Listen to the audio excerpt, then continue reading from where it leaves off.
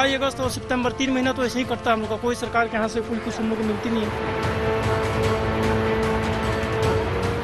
मोट के सांप कीड़ा फतिंगा बहुत आवता है। बच्चा सन के लेके हमने के बहुत दिक्कत यहाँ होखे।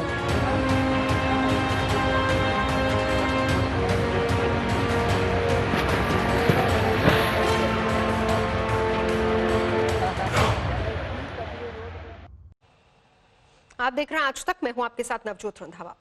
मौसम की बात करते हैं। क्या मैदान क्या पहाड़, हर तरफ आसमानी आफत की मार है। भारी बारिश से मैदानी इलाकों में बाढ़ जैसे हालात हैं, तो पहाड़ी इलाकों में दरकते पहाड़ लोगों के होश उड़ा रहे हैं। अरुणाचल प्रदेश से लेकर उत्तराखंड तक तबाही के निशान साफ नजर आ रहे हैं।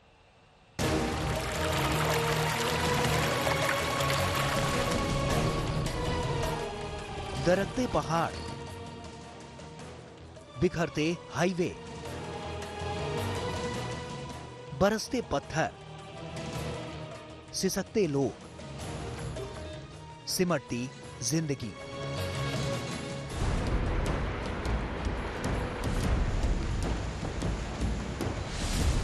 आसमान से आफत बरस रही है, जमीन पर तबाही ला रही है। भारी बारिश में पहाड़ दरक रहे हैं, भर भरा कर बिखर रहे हैं।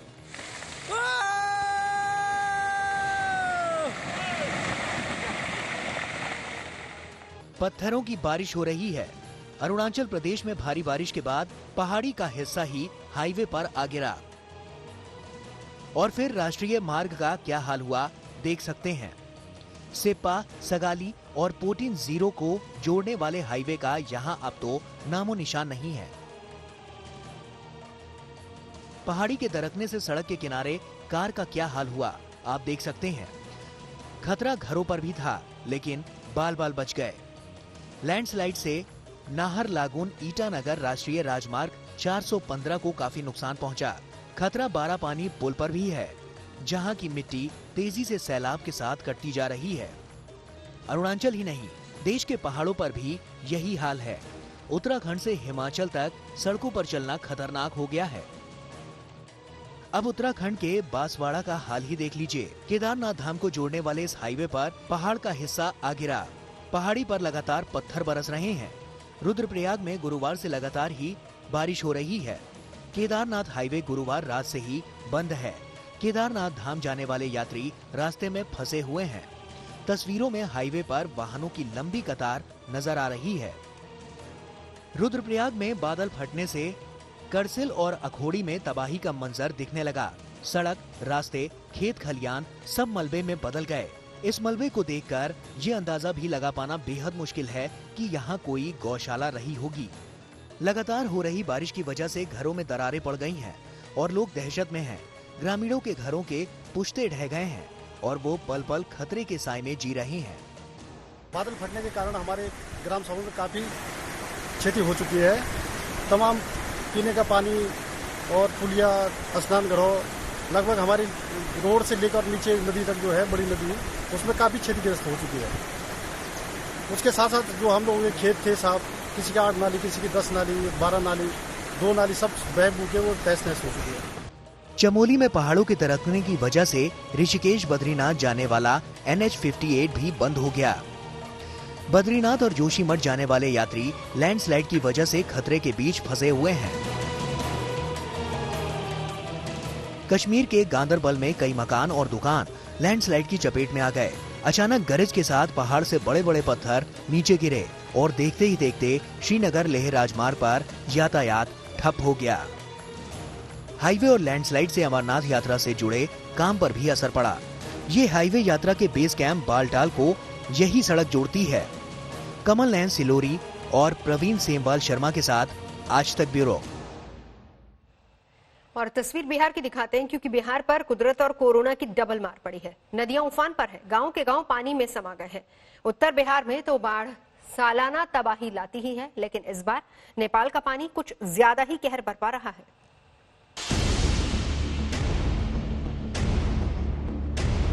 कितना पूरा पानी भर से बहुत दिक्कत होला मैडम। कुछ का साधन हमने के लगे ना रहेला। यही नाव का जो साधन होता है, इसी से नाव से हम लोग गुजर कर लेते हैं। बिहार पर कुदरत और कोरोना की डबल मार पड़ी है। कोरोना काल में उत्तर बिहार बाढ़ की चपेट में है। गांव के गांव पानी पानी हो गए, घर में पानी घुस आया, रास्तों का पता नहीं, खेत खलिहान दरिया बन गए। कोई मचान पर डेरा डाले है तो कोई झोपड़ी पर खड़ा होकर जान बचाने की गुहार लगा रहा है। लाखों लोगों को घर छोड़ना पड़ा, कई बांध टूट गए, कई दरक गए। नदियों का शोर डरा रहा है। उत्तर भारत की ज्यादातर नदियां उफान पर हैं। 9 नदियां खतरे के निशान को पार कर चुकी हैं।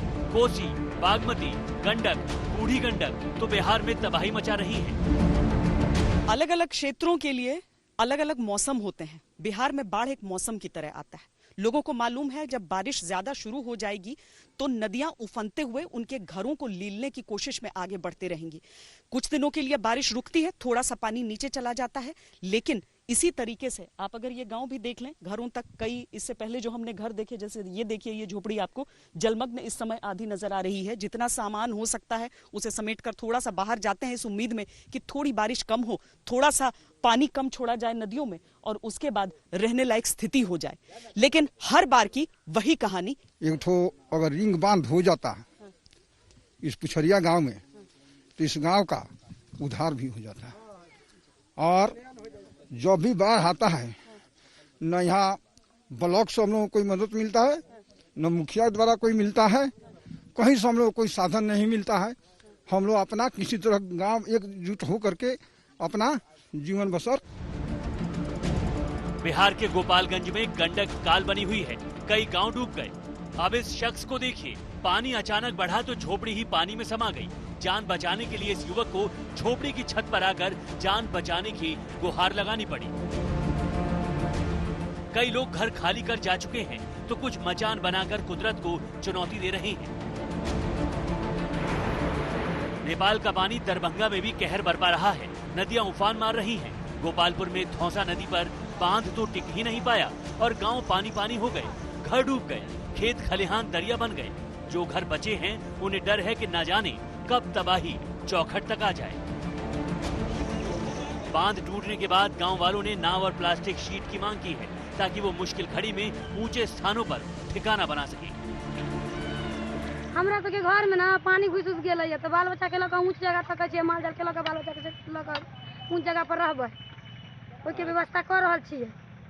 अच्छा, बांध टूट गेलै? हां, बांध टूट गेलै। यहाँ आसपास सब गांव में पानी घुस गेल छै तो रेलवे साइड में आके अपना कोटा कोटी गाड़ उड़ के केनाहि तो गुजारा उजारा करबै जब तक पानी पास नहीं होते। जब तक किशनगंज में भी महानंदा नदी का रौद्र रूप दिख रहा है। नदी की धार इतनी तेज है कि कई घर कटाव के साथ नदी में समा गए। मंझोक गांव तो टापू में बदल गया, चारों तरफ पानी ही पानी है। आने जाने के लिए बस नाव का सहारा है। बाढ़ में कई लोगों का सब कुछ बह गया, अब तो खाने पीने के भी लाले पड़ गए। बिहार के खगड़िया में कोसी और बागमती की दोहरी मार पड़ी है। सैलाब ने कई गांवों को टापू में तब्दील कर दिया, कई घरों में पानी घुस आया। कुछ लोग तो अपने घरों में ही मचान डालकर पानी उतरने का इंतजार कर रहे हैं। सर, जैसे आप बोले कि ये खाना अब तक क्यों नहीं खाए, बच्चे को नहीं खिलाए, अब दूसरे घर जिसका एक सूखा पड़ा हुआ है उस घर में वो पहले बना लेगा जब तो हम लोग को बनेगा। अब वो बच्चे को खिला पिला रहा है, फिर हम बनाएंगे। अब तक बच्चे हमारा रो रहा है खाने के लिए। कोई मदद नहीं है सरकार तरफ से, कोई देखे सुने वाला नहीं है। मवेशी का भी मवेशी कहाँ रख रहे हैं आप लोग? कहाँ रख रहे हैं? बांध पे रख रहे हैं। आप लोग कैसे रह रहे हैं?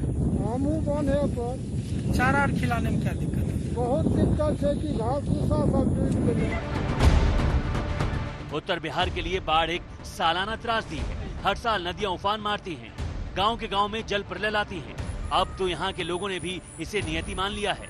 आखिर सालाना तबाही का स्थायी समाधान क्यों नहीं मिलता? सरकार भी क्यों इसे नियति ही मान बैठी है? पूर्वी चंपारण से श्वेता सिंह, दरभंगा से प्रहलाद कुमार और खगड़िया से गौरव कुमार के साथ आज तक ब्यूरो। और अब तस्वीर असम की दिखाते हैं, जहां पर 7 हफ्तों से बाढ़ ने तबाही मचा रखी है। ऊपरी असम से पानी उतर रहा है, लेकिन निचले असम में अब भी जीना मुहाल है। कुदरत की इस मार से अब तक 76 लोगों की जान जा चुकी है।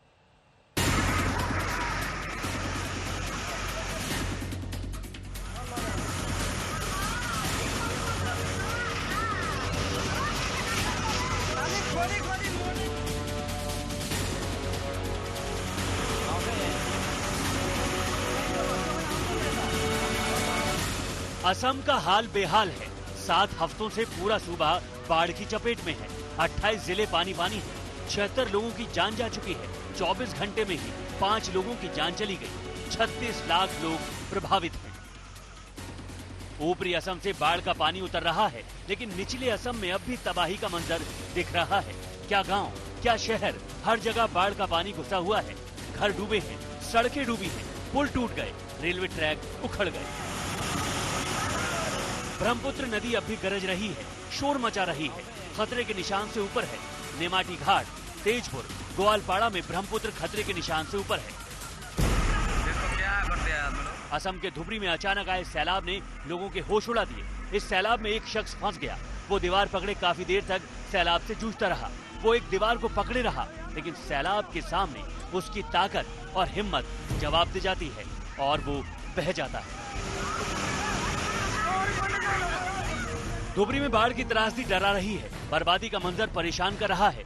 झोपड़ी डूबी हुई है, घर वाले छत पर ठिकाना बनाए हुए हैं। धुबरी में 5.5 लाख लोग बाढ़ से प्रभावित हैं। एनडीआरएफ की टीमें लगातार यहां रेस्क्यू ऑपरेशन में जुटी हुई हैं।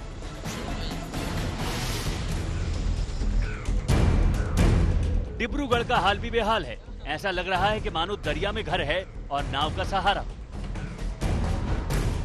ऐसा ही हाल चिरांग का है, जहां निचले इलाके लबालब हैं, सड़कें डूबी हुई हैं, रेलवे ट्रैक उखड़ गए। पूरे निचले असम का हाल ऐसा ही है। 36 लाख लोग बाढ़ से प्रभावित हैं। धुबरी, गोपालपाड़ा, बारपेटा, मोरी गांव में ही 4 लाख से ज्यादा लोग बाढ़ की चपेट में हैं।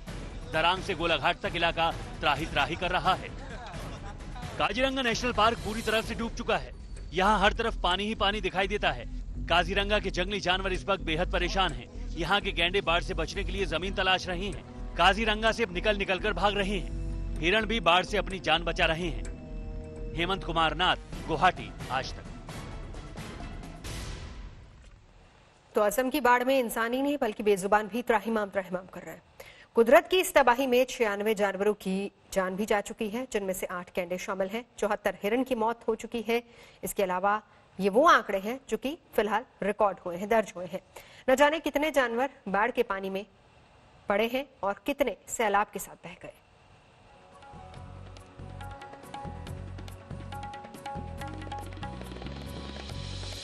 दो तस्वीरें 96 जानवरों की मौत जो कि दर्ज की गई है, रिकॉर्ड हुई है।